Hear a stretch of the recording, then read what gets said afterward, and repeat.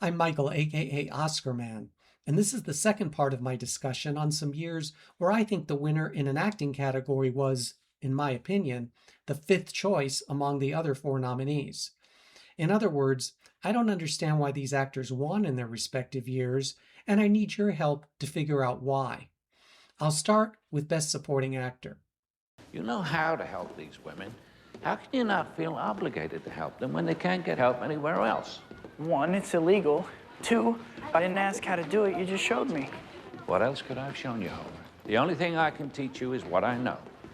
In any life, you have to be of use. Michael Caine won his second Oscar as Best Supporting Actor for 1999's The Cider House Rules. While his victory wasn't necessarily a surprise, it did raise some eyebrows in some circles who felt that this was not his best work, nor the most worthy of the other nominees. And most interestingly, neither did Caine, apparently, who graciously acknowledged each actor by name in his humble acceptance speech. Now that was classy. The first one he mentioned was Tom Cruise, nominated for his performance as Frank Mackey in Magnolia. I was there.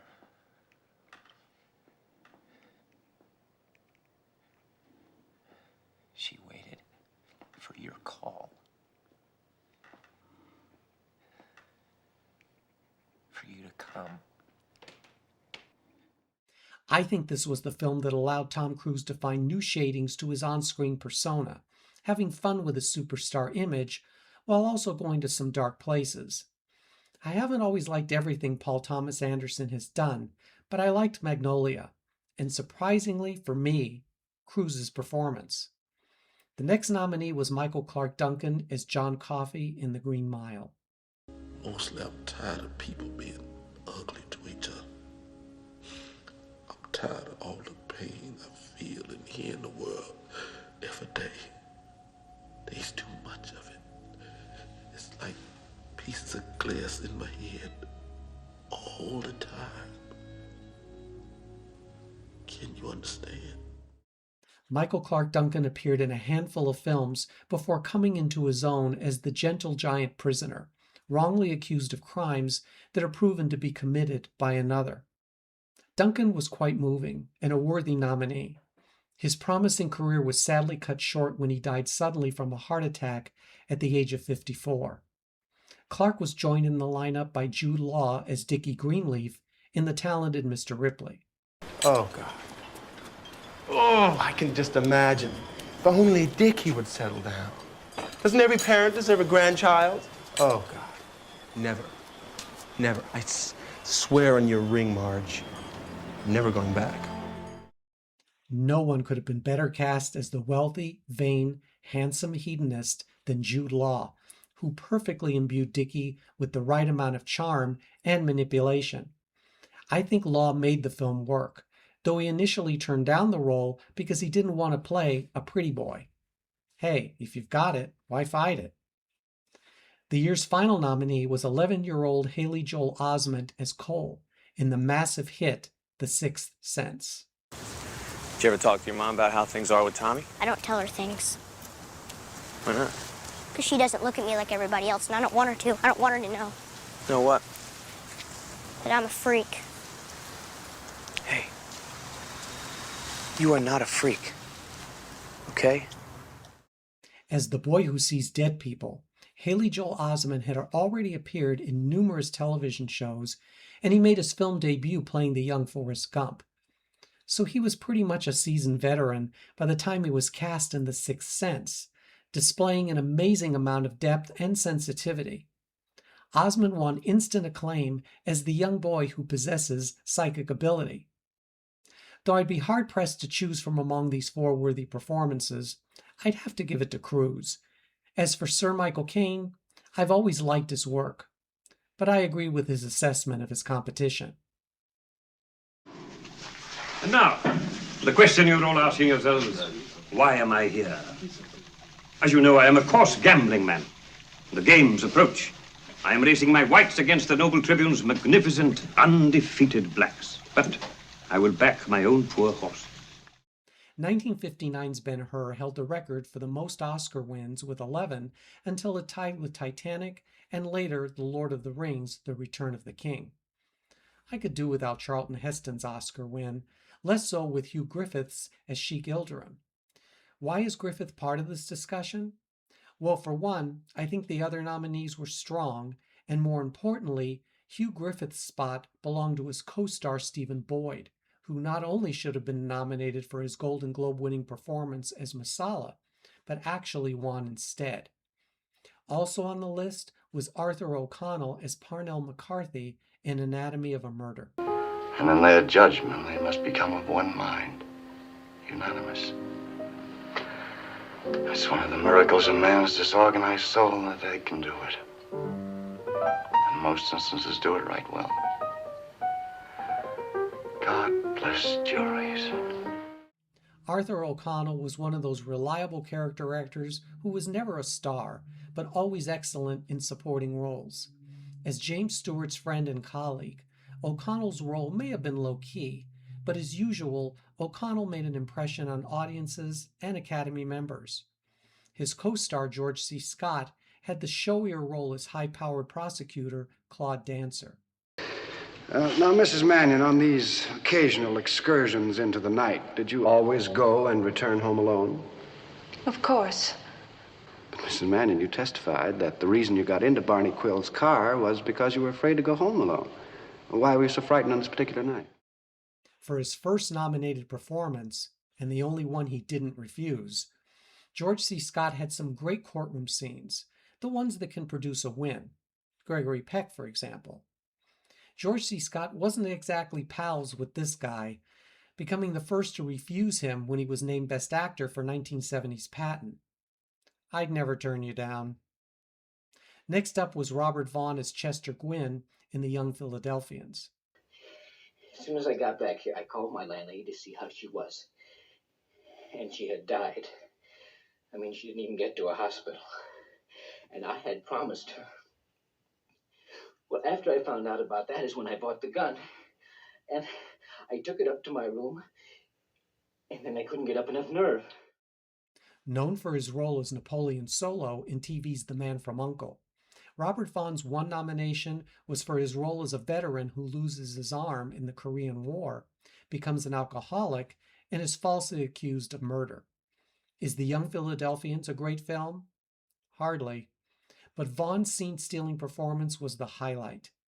He's actually very good, holding his own with Paul Newman. The final nominee was Ed Wynn as the real-life Alfred Dussel in The Diary of Anne Frank. Forgive me if I haven't expressed my gratitude. This has been such a shock to me. I always thought of myself as Dutch. I was born in Holland. My father was born in Holland and my grandfather. And now, after all these years... Ed Wynn was primarily known as a comedian, but his quietly dramatic turn as the dentist taken in by the Van Damme family during the Holocaust was memorable. So, do you agree with the Academy that year? Is your choice Hugh Griffith, who used his Oscar to strike a match for his cigarettes? And I always remember him consciously smoking, always having fags. And every time he lit a fag, it was with a match. And he'd get a match from the matchbox and then reach out and bring in the Oscar for Ben-Hur, Best Supporting Actor. And then the shape of the Oscar, and on the back of the Oscar, naked man, he'd strike the match up the head of the fag. Or one of the other 4 nominees that year. I think I'd go with Robert Vaughn. I like that kind of performance. Before I get to Best Actress, I want to thank you for watching this video. It's not easy finding fellow Oscar nerds who appreciate this stuff as much as I do, and your participation inspires me to come up with these topics. If you're not yet a member of the channel, become a subscriber and join us for weekly videos and daily polls, where you get to vote like an Academy member. If you would hit the like button and share this with other Oscar nerds, I would greatly appreciate it. There have been a few really strong years in the Best Actors category. The lineup for 1967 wasn't chopped liver, though the winner was the one I would have labeled as the dark horse, Well, I think I was at first this afternoon, because it came as a complete surprise to us, too. But now I know how they feel about each other. Joey's still very young, Mrs. Prentice, but she's not a child. And they're deeply in love with each other. Guess Who's Coming to Dinner was eye-opening at the time, with its themes of interracial romance and its impact on a changing society, made palatable by the casting of real-life partners Spencer Tracy and Katharine Hepburn. The poignancy of their final pairing wasn't lost on film critics nor the movie-going public. Tracy was unwell during filming, and Hepburn's salary was used to guarantee insurance for the production, as many did not believe Spencer Tracy would be able to complete his part. Hepburn's role as Christina Drayton was perfectly suited for her. The actress's stock-and-trade smart, quick-witted persona was aided by her banter with her longtime co-star and life partner. That said, what was the Academy thinking? Was this a sentimental choice to honor Spencer Tracy, who died shortly after making the film, over Anne Bancroft as Mrs. Robinson in The Graduate? Benjamin, I am not trying to seduce you. I know that, but please, Mrs. Robinson, this is difficult. Would you like me to seduce you? What? Is that what you're trying to tell me? I'm going home now. I apologize for what I said. I hope you can forget it, but I'm going home right now. Benjamin. Yes? Will you bring up my purse before you go? I have to go now. I'm sorry. I really don't want to put this on again. Won't you bring it up? Where is it? On the table in the hall. What can I say that I haven't already about this iconic performance? Playing a woman who could look you in the eye and decimate you without words, Anne Bancroft gave one of her finest and most memorable characterizations in this well-written and directed classic about the bumpy relationship between an older woman and an emotionally immature young man. Simply put, Bancroft is superb here. Yeah, some will argue hers was a supporting role. She may not have been on screen throughout the film, but you felt her presence nonetheless. Then there was Faye Dunaway as Bonnie Parker in Bonnie and Clyde.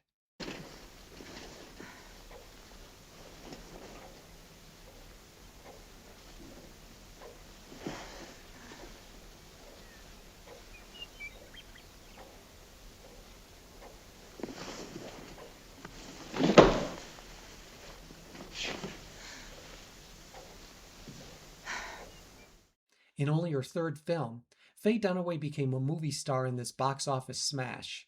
She got the part by what she claimed was the skin of her teeth, beating out the likes of Jane Fonda, Leslie Caron, and Cher.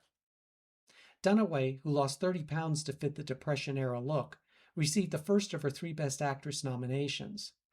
Many believe she would be among her nominated co-stars to win at the Oscars. Alas, it was Estelle Parsons. Stay tuned until the end of the video to learn which Oscar-winning actress wasn't a huge fan of Dunaway's. Next up was Dame Edith Evans as Maggie Ross in The Whisperers.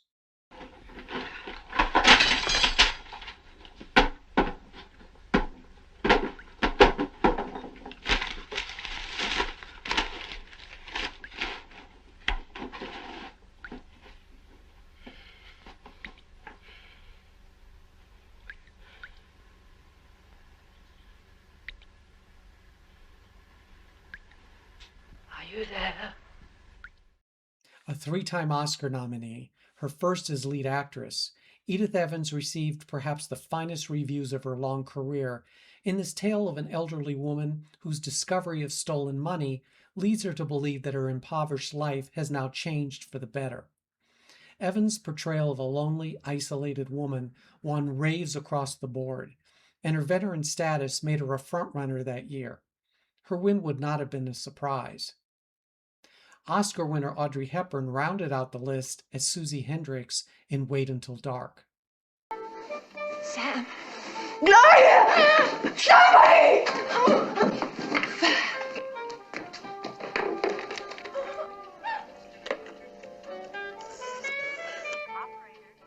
Fire department, please, can you...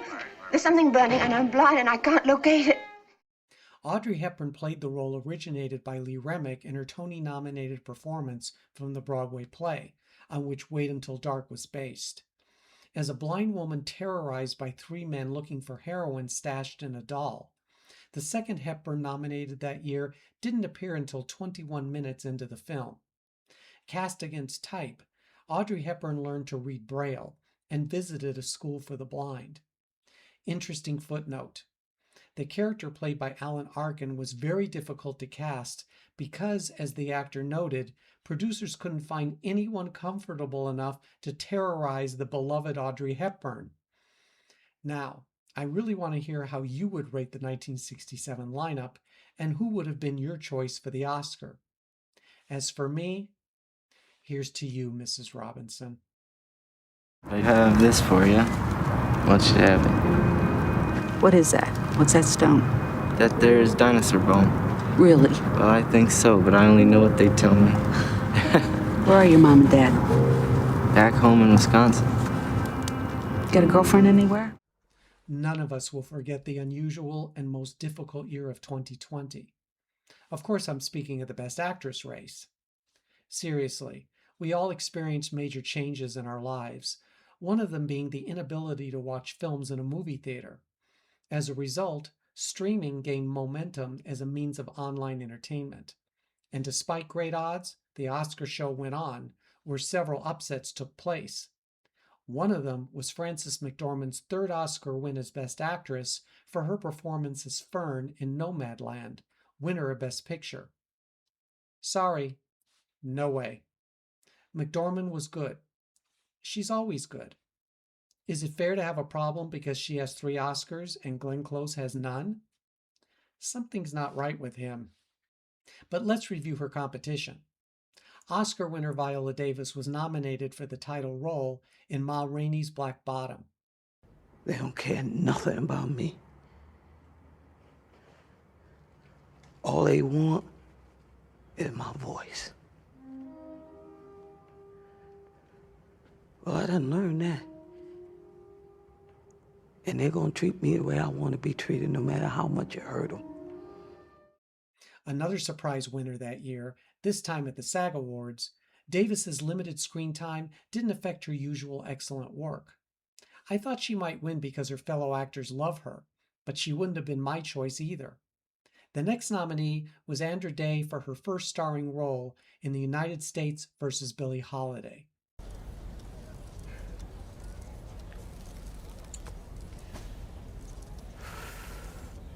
You think I'm gonna stop singing that song?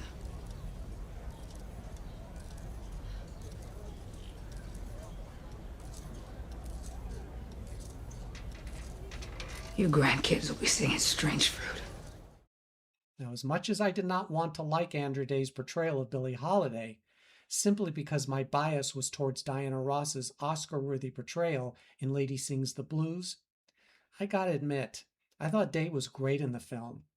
Her performance was grittier and perhaps closer to the real Holiday, but the film itself wasn't good, and I think that hurt her chances, even though she surprised by winning the Golden Globe. Though I would have been pissed had Day won when Ross didn't, I would honestly have understood if she had. The third nominee was Vanessa Kirby as Martha Weiss in Pieces of a Woman. There might be a reason for what happened, but we are not going to find it here in this room. And if I stand here and ask for compensation or money, then I am saying that I can be compensated, and I can't. This was one of those performances I heard a lot about before watching it, and Kirby didn't disappoint. Again, another instance that year where the actress was better than her film. Vanessa Kirby's devastating performance of a woman whose child dies at birth had Oscar written all over it. Even though I wasn't familiar with the actress, she was everywhere on that year's awards circuit. And had she been nominated in a less competitive year, I think she could have won. And then there was Carey Mulligan as Cassie in Promising Young Woman. I don't think they can hear you. And even if they could, they're all passed out by now. Because if there is one thing I learned at Forrest, it's how easy it is to slip something into a drink. You'd think they'd remember that, especially Joe. Do I know you? I'm not sure you'd remember me, Al. You were so popular. I've already spoken at length about my admiration for this performance, so I won't repeat myself too much here. Suffice it to say that Carey Mulligan nailed this difficult role, straddling the line of black comedy with elements of crime drama and thriller. Winning only a Critics' Choice, I still held out hope that the Academy would get it right and honor the performance which most deserved the Oscar. Her loss almost put me in my own Nomadland.